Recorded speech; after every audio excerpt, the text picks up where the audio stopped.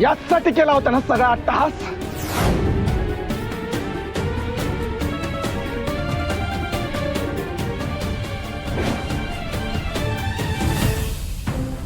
ऐक ना बाळा, हे बघ, तू ना आता सध्या जावई बापूंना ना तुझी जास्त गरज आहे. तू त्यांच्या सोबत जा. मी आहे इथे. जा.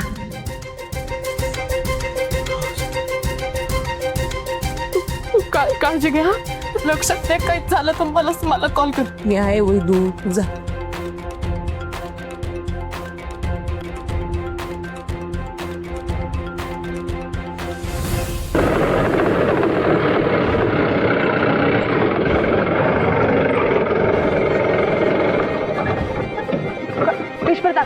तेज प्रताप, अरे कुठे चाललायस तू?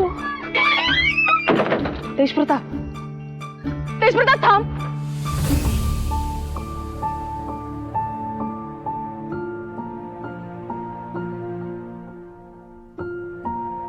जे काही झालंय त्यामुळे मलाही धक्का बसलाय, पण निदान बोल तरी माझ्याशी. काय विचारते मी? काय झालं सांग ना. माफ करा. ते काय करतोस तू? तू तू उठ. मी चुकलो, माफ करा मला, माफ करा. तू पहिलं शांत हो आधी. तू उठ आधी. काय बोलतोयस हे सगळं? वेडा झालाय तू? आता समजा काय काय बोललो मी तुम्हाला? गद्दार, धोकेबाज आणि काय काय. माझ्याकडनं चूक झाली. काय करतोस? थांब ना. कोण असं करू? तुम्ही मला खूप समजवण्याचा प्रयत्न केला, पण मी तुमचं ऐकूनच नाही घेतलं. आणि आज मला असं वाटतंय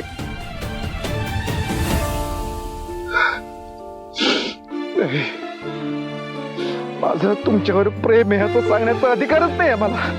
नाही आहे वैदी, आहे. मुळात प्रेमात विश्वास महत्वाचा असतो आणि तोच मी तुमच्यावर दाखवला. मी हवा तसं वागलो तुमच्याशी आणि तुम्हाला घराबाहेर काढलं.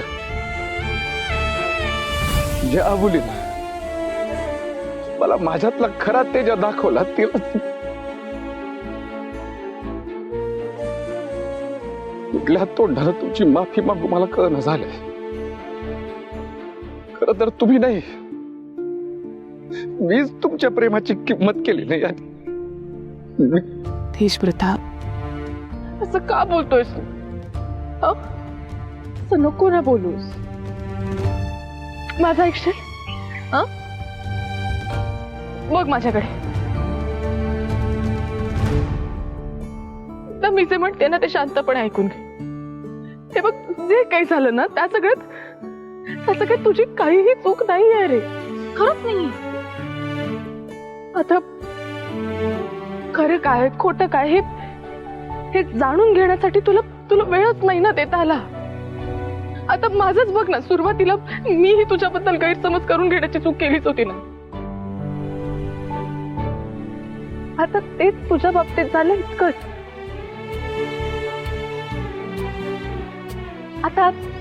आता सगळं फिट्टूच झालं असं म्हणूया.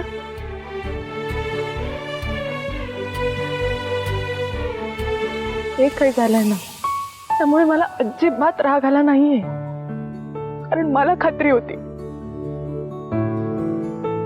आमचा तेज आहे ना खूप भोळा आणि साधा आहे आणि तुझं माझ्यावरचं प्रेम खरं आहे. त्यामुळे मला विश्वास होता काही झालं तरी तुझं माझ्यावरचं प्रेम कधीच कमी होणार नाहीये.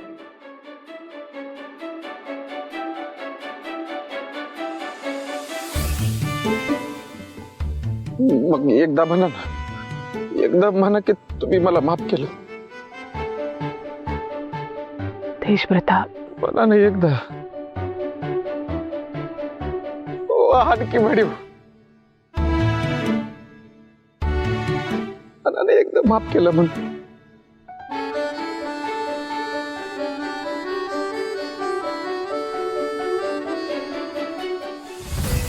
मिस्टर मक्तेदार, केलं तुम्हाला माफ.